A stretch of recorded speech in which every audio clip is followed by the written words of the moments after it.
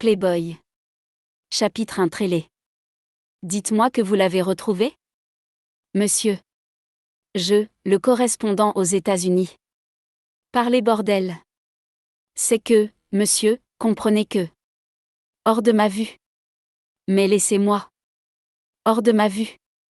Le bâtiment entier a dû trembler sous la puissance de ce hurlement de colère. Le détective privé sortit de la pièce précipitamment au moment où des centaines de feuilles quittaient ce magnifique bureau en chêne et valsaient en l'air dans un geste incontrôlable du propriétaire des lieux. La porte s'ouvrit à ce moment-là sur un homme d'âge mûr qui resta interdit, quelques secondes, face au spectacle qui s'offrait à lui. Il referma la porte avant de se diriger d'un pas sûr vers le fauteuil face au bureau et de s'y installer confortablement. « Assis-toi !» Le ton employé ne souffrait aucune objection et son interlocuteur l'ayant compris, se rassit à sa place s'exhortant au calme. « Que crois-tu faire, Eliman ? Je suis Abou Papa Badamba. Et tu penses que t'énerver résoudra le problème ? Ce bon à rien n'est comme les autres, tous des incapables. Comment une personne peut disparaître de la surface de la Terre ? 1. Patience mon garçon, patience. On n'arrivera à rien si tu ne restes pas concentré. Elle va réapparaître, sois-en certain, et ce jour-là, nous serons présents. Cette situation commence à... Tu la veux pour toi, oui ou non ? Tu sais bien que oui. C'est ce que j'ai toujours voulu. Alors tu l'auras. Et le bâtard ? On avisera le moment venu. Je dois te laisser. J'ai un RDV important. Ils échangèrent un hochement de tête entendu avant de retourner à leurs occupations respectives. Cette garce pensait les avoir roulés quand il a débarqué il y a plusieurs mois aux États-Unis suite à l'annonce explosive de sa grossesse. La nouvelle avait mis la famille sens dessus-dessous. Il a, malheureusement pour lui, dû rentrer bredouille et plus furieux que jamais car elle s'était comme évaporée dans la nature. Sa colocataire n'a pas voulu lâcher le morceau, et a nié savoir où elle se trouvait, probablement une bonne menteuse. Depuis qu'il est revenu, il n'a de cesse de la chercher et a lâché plusieurs détectives privés à ses trousses. Eliman n'avait qu'une obsession en tête, Esha. Les enjeux étaient trop importants pour qu'il la laisse filer de cette manière.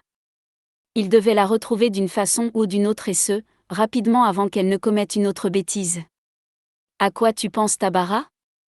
Je te parle depuis tout à l'heure mais tu ne m'écoutes pas. Excuse-moi Diarra, j'étais ailleurs.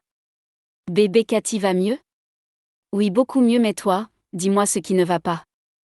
Mais rien, qu'est-ce que tu crois ? Que tu penses à lui. Lui. Qui lui ? Kana ton ombre, ton siamois alias Emerendao. Mais Yoyariou. Pourquoi tu es impoli ? Elles éclatèrent de rire à ces mots. Wakna Deug dit.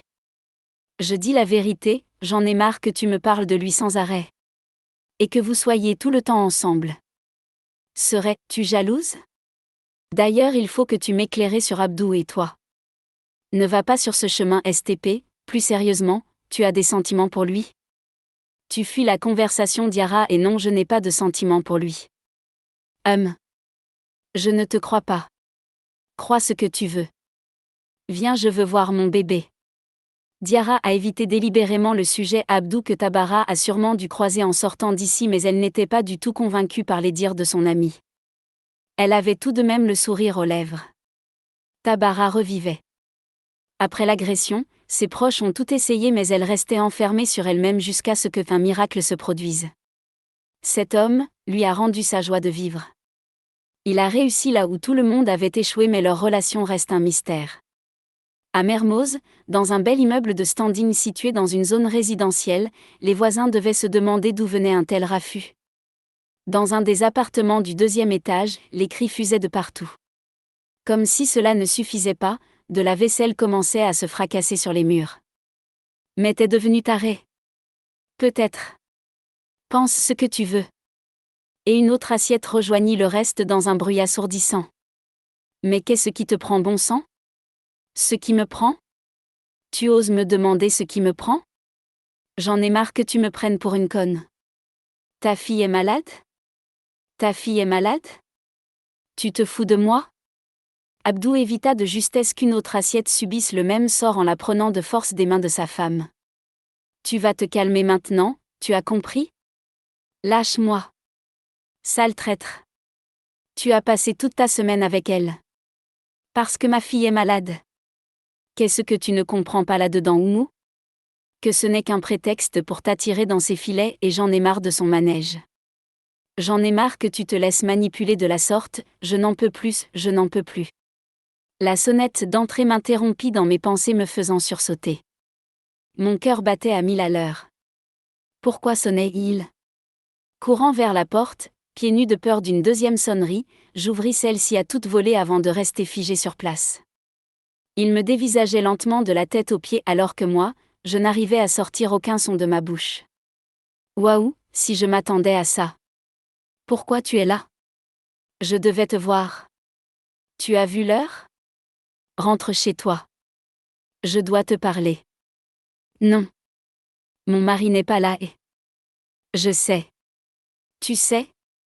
Alors tu sais que je ne peux pas te laisser entrer, et de toute façon je ne comprends pas ta présence ici à 1h du matin. Je n'arrive pas à t'oublier. Quoi?